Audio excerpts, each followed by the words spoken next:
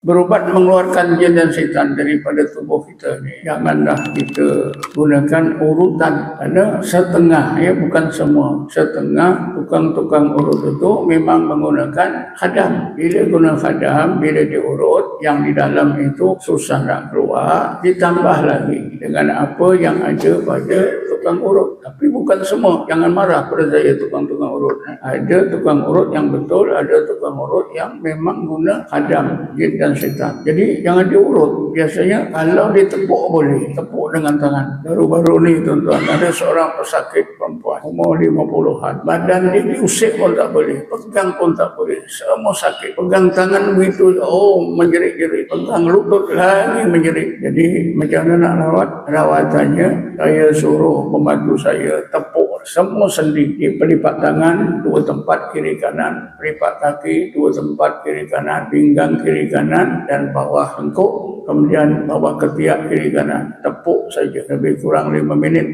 hilang. Kenapa? Di dalam tubuh pesakit ini memang ada jin yang hebat, sentuh saja tak boleh. Jadi sudah dirawat, insya-Allah tuan-tuan akan sihat.